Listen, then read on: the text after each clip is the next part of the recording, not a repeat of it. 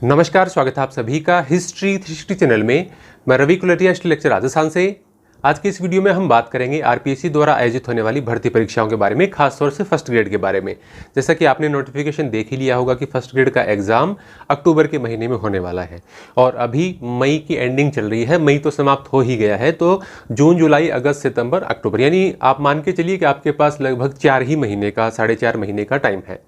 तो 4 महीने के अकॉर्डिंग आपको अपनी रणनीति बना के चलनी है। लेकिन इस रणनीति में इस वीक तो ये समस्या रहेगी क्योंकि सिलेबस नया आया नहीं है और सेकंड ग्रेड को देखने के बाद सभी को ये लग रहा है कि भी बदलाव होंगे। वो बदलाव होने के कारण अब फर्स्ट पेपर की बहुत सारी गाइड्स आप नहीं ले पा रहे, सेकंड पेपर की भी गाइड नहीं ले पा रहे, तो ये दिक्कत है। और ये शायद आज कल परसों तक सिलेबस जारी हो जाएगा और उसके साथ ही किताबें आने लग जाएंगी। और उसका जैसा कि आप जानते हैं कि मैं बुक्स की गाइडेंस देता रहता हूँ, क्योंकि फर्स्ट पेपर की तो पूरी गाइडेंस हमारी चल रही है और सेकंड पेपर में हिस्ट्री के बारे में। अभी भी मैं भक्ति और सूफी आंदोलन के नोट्स ही बना रहा था और तभी किसी स्टूडेंट का मैसेज आया कि सर डेट डिक्लेयर कर दी है। तो उसके बाद में मैंने नोटिफाई कर दिया है, लेकिन विद्यार्थी संतुष्ट नहीं होते जब तक मैं एक वीडियो के माध्यम से बात नहीं करूं।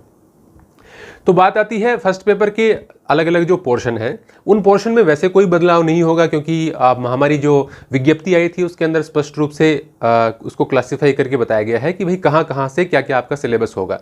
अब सिलेबस के अंदर की डिटेल जो है, अंदर के जो टॉपिक्स हैं, जैसे हिस्ट्री दिया गया है तो उसके अंदर की क्या डिटेल होगी, मैथ्स है तो उसके अंदर की क्या डिटेल होगी। हालांकि उसमें लिख रखा है कि सांख्यिकी होगी और गणित होगी सेकेंडरी लेवल की, तो most of the things same रहेंगी। इसी प्रकार से साइंस में भी ज़्यादातर टॉपिक्स वही रहेंगे, कुछ कुछ चेंजेस हमें देखने को मिल सकते हैं। इसी प्रकार से आप शैक्षिक प्रबंधन देखें तो भी उसमें कोई बहुत बड़ा बदलाव होने की संभावना नहीं है। तो इसके संबंधित आपके पास निश्चित रूप से कोई ना कोई किताबें तो होंगी। आप 2-5 दिन वेट कीजिए और उन किताबों को पढ़िए। हम देखते हैं सिलेबस आज आता है, कल आता है, परसों आता है। जैसे ही आता है हम उसके बारे में विचार करेंगे कि भाई क्या बदलाव हुआ है। एकदम आप भागकर नई किताबें मेरे हिसाब से तो नहीं लाएं। एक वीक में कोई बहुत ज़्यादा अंतर नहीं आएगा। तब तक आप अपने सब्जेक्ट के टॉपिक पढ़ें, स्कूल की किताबें पढ़ें, 12वीं तक की, कोई इशू नहीं है। जो पहले वाले टॉपिक्स में और अभी जो स्कूल की किताबों में जो टॉपिक्स हैं वो टॉपिक नहीं बदलेंगे, तो आप वो उस पर फोकस करते रहिए। लेकिन ऐसा नहीं है कि हाथ पे हाथ धरे बैठे हैं कि सिलेबस आएगा, नई किताबें आएंगे तब तैयारी शुरू करेंगे, फिर तो आप दौड़ में पिछड़ते जाएंगे। देखिए 4 महीने का समय काफ़ी कम होता है यदि कोई नई तरीके से तैयारी शुरू करे। लेकिन ज़्यादातर विद्यार्थी, जैसा कि हम पहले भी इस प्रकार की मैं गाइडेंस देता रहा हूँ कि भी आपको एक परीक्षा चुन लेनी चाहिए। यदि आप फर्स्ट ग्रेड की तैयारी कर रहे हैं तो आपको रीड सेकंड ग्रेड की ओर नहीं जाना चाहिए। और मैं तो शुरू से ही फर्स्ट ग्रेड के स्टूडेंट को गाइड करता आ रहा हूं और इसके लिए मैंने मैथ्स और सांख्यिकी का पूरा पोर्शन करवा भी दिया था, वीडियोस के माध्यम से टेस्ट वगैरह लेके सारा एप्लीकेशन पे करवा रखा था। और फर्स्ट पेपर की जो हिस्ट्री का पोर्शन है वो मैंने इसीलिए रोक रखा था कि भी सिलेबस आ जाता है उसके बाद में। अब सिलेबस शायद इस वीक में आ जाएगा, तो अगले सोमवार से मेरी कोशिश रहेगी कि फर्स्ट पेपर की हिस्ट्री की एकदम परफेक्ट तरीके से कोशिश करेंगे कि भाई उसका जो भी टेस्ट में जितने भी टॉपिक बनेंगे उसके कंप्लीट टेस्ट लिए जाएं, मेगा टेस्ट लिए जाएं, मतलब एक पूरी तैयारी उसकी करवाई जाए। साथ ही करंट अफेयर्स की बात आती है तो करंट अफेयर्स नॉर्मली हम आरपीएससी के एग्जाम में मानते हैं कि पिछले 1 साल का पढ़ना होता है। तो अभी यदि आप बात करें अक्टूबर में एग्जाम है तो कम से कम आपको पिछले नवंबर से, तो कम से कम अक्टूबर नवंबर से पढ़ना शुरू करना होगा। अभी नया सिलेबस क्या आता है, क्योंकि विज्ञप्ति के साथ में तो करंट अफेयर्स इतना ही लिखा हुआ है, लेकिन पहले का आप सिलेबस देखें तो उसमें राजस्थान का भी होता है, इंडिया लेवल का भी होता है, वर्ल्ड लेवल का भी होता है। तो उसके लिए आपको इंटरनेशनल क्रोनोलॉजी वगैरह, ये मासिक पत्रिकाएं, इसमें से जरूरी बातें हैं, मैं कोशिश करूंगा आपको छांट के देने की, वो हम कर लें। लेकिन ये सारा मोस्टली काम एप्लीकेशन पे हो पाएगा, क्योंकि अभी ये पॉसिबल नहीं है कि मैं यूट्यूब पे वीडियो बनाऊं, एप्लीकेशन पे जाऊं, क्योंकि मेरे ऊपर भी काफ़ी प्रेशर रहता है टाइम पे कोर्सेज देने का, टाइम पे टेस्ट देने का। क्योंकि सेकंड पेपर हिस्ट्री एक मेरे लिए मेजर पोर्शन है जिस पर मैं काम कर रहा हूं, और इतिहास की सारी एनसीईआरटी की किताबों के नोट्स बना के देना और सबके टेस्ट लेना, क्योंकि वो एक बड़ा टास्क है मेरे लिए। तो इसलिए मैं भी बहुत ज़्यादा कोर्सेज नहीं लॉन्च कर पाऊंगा। सिर्फ सेकेंड पेपर हिस्ट्री की टेस्ट सीरीज और एनसीईआरटी के नोट्स और फर्स्ट पेपर की हिस्ट्री और मैथ्स तो चलो मैंने पहले ही कंप्लीट करवा दी, कोई एक आध टॉपिक चेंज होगा तो वो भी मैं डाल दूंगा। फर्स्ट पेपर की हिस्ट्री का अब इतना ही हो पाएगा और ज़्यादातर कोशिश ही रहेगी कि जो करंट है वो महीने के महीने में जो जरूरी 50-60 क्वेश्चन बनते हैं वो आपके साथ एप्लीकेशन के ऊपर शेयर करूं। तो अब विद्यार्थी जो नए सिरे से तैयारी कर रहे थे उनको ये लगता है कि भाई हमारा सिलेबस कंप्लीट होगा या नहीं होगा। देखिए वैसे तो माने तो 4-5 महीने का समय काफ़ी होता है यदि आपको बेसिक नॉलेज है और थोड़ा बहुत आपने कवर कर रखा है तो। और वो डिपेंड करता है कि भाई आप कितना कवर कर सकते हैं, कितनी आप डेडिकेशन दिखा सकते हैं, कितना आप एक दिन में ज़्यादातर जो आपके घंटे हैं उनको यूटिलाइज कर सकते हैं, वो उस पर डिपेंड करता है। और संभव है 4-4.5 महीने में भी अपने कोर्स को अच्छे तरीके से देख पाना।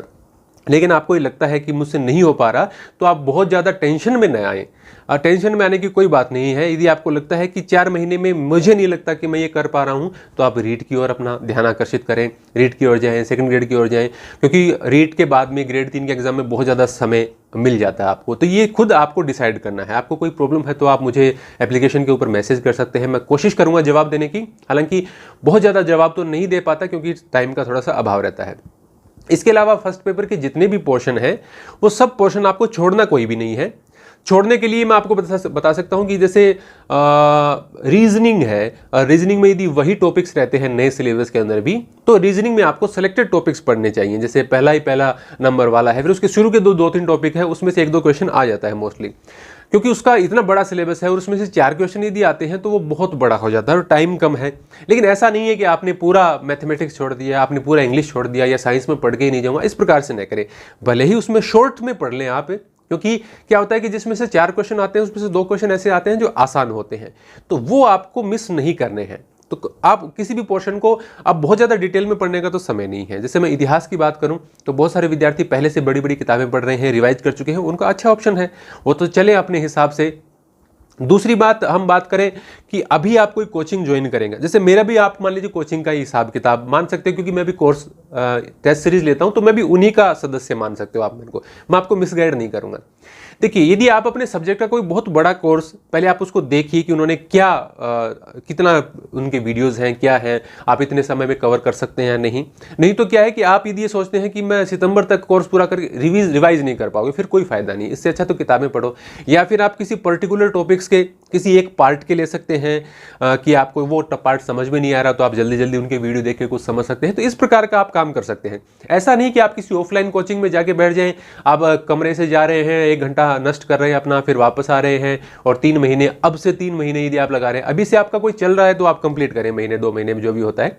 लेकिन नए सिरे से कोई बड़ा कोर्स जो 3 महीने में कंप्लीट होता हो, इस प्रकार का आपको अब नहीं लेना चाहिए। आपको कुछ पार्ट्स के कोर्स आप ले सकते हैं, या आपके पहले से जो कोर्स चल रहे हैं वो ले सकते हैं, कुछ छोटे हिस्से के जिसका आपको लगता है 10-20 महीने भर में ये मेरा पोर्शन कवर हो सकता है कुछ घंटे देख के, तो इस प्रकार से आप कर सकते हैं।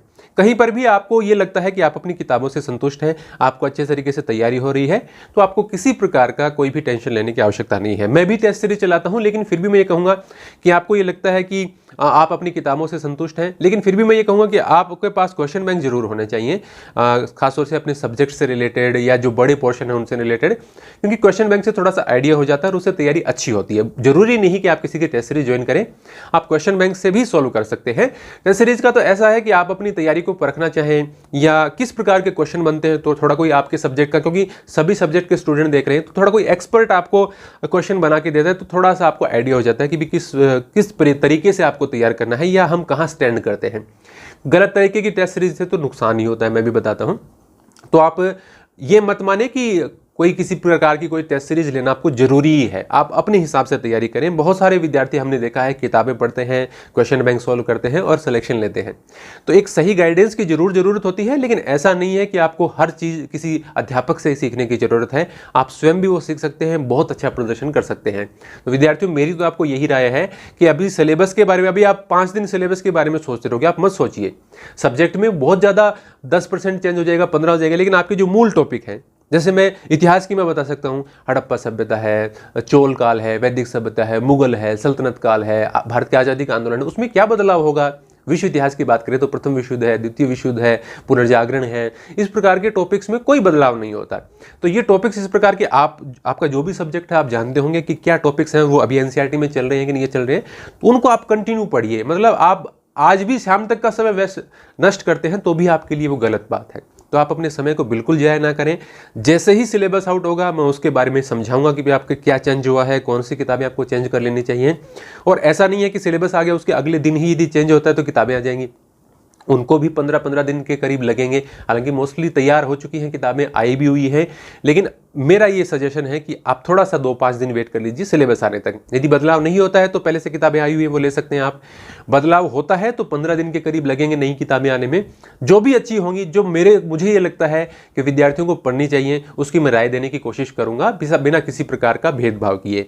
तो विद्यार्थियों, आप चैनल पर नए हैं तो सब्सक्राइब जरूर कर लें, क्योंकि समय समय पर गाइडेंस भी जरूरी है। लेकिन ऐसा नहीं है कि आप सारे दिन यूट्यूब यूट्यूब पे वीडियो देखते रहते हैं, मेरा भी वो ही वीडियो देखें जो आपको ये लगता है कि ये मेरे अनुकूल है, मुझे इसमें कुछ देखने को मिल सकता है। ऊपर फास्ट फॉरवर्ड का ऑप्शन आता है, कम टाइम में देखें, डबल स्पीड करके देखें, 1.5 गुना स्पीड करके देखें, जल्दी से उस पोर्शन पर जाएं जहां आपकी बात हो रही है, बिल्कुल भी टाइम वेस्ट नहीं करें। तो आपको बहुत बहुत शुभकामनाएं, आप बहुत अच्छा करेंगे। जैसा कि मैं हमारी टेस्ट सीरीज में भी देख रहा हूं कितनी मेहनत कर रहे हैं विद्यार्थी और कहां कहां तक वो स्कोर ला रहे हैं। तो उस ऐप में आप नहीं भी हैं तो भी मैं YouTube के माध्यम से आपको समय समय पर मोटिवेट करने का, आपको रणनीति बताने का, सिलेबस आने के बाद आपको क्या करना है, करंट में आपको क्या करना है, इन सब तरह की गाइडेंस मैं आपको देता रहूंगा। यदि आपको ये वीडियो अच्छा लगा है तो आप कमेंट जरूर करें। धन्यवाद।